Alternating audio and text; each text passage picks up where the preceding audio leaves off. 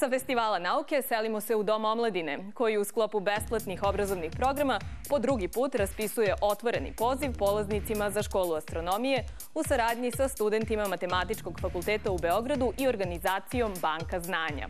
Škola će biti održana od 11. novembra do 30. decembra, a namenjena je mladima koji imaju od 15 do 25 godina. Sve dodatne informacije naći ćete na sajtu. Nastavnik istorije Miloš Racić iz zlatiborskog sela Ravni prenosi znanje na pomalo neobičan način, snimajući filmove zajedno sa svojim učenicima.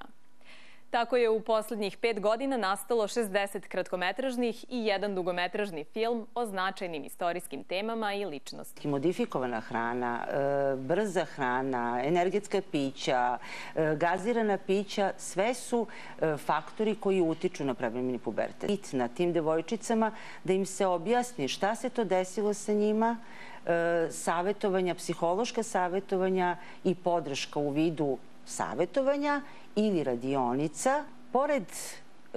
Da li su, recimo, kazna, pretnje, zastrašivanja dobar metod ili ne i kako treba razgovarati sa malim detetom? Raditi, ugroziti njegovo zdravlje i zdravlje okoline.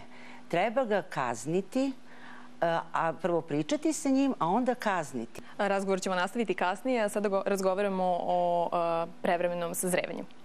Jedna od tekovina modernog društva, samim tim i načina života, je prevremeni pubertet. Pomoć, savetovanje psihologa, pedagoga, pedijatra. Da, to u teoriji zvuči jednostavno, ali govorimo o vrlo specifičnom uzrastu. Kako im pomoći, a da ih pritom ne oteramo savetima?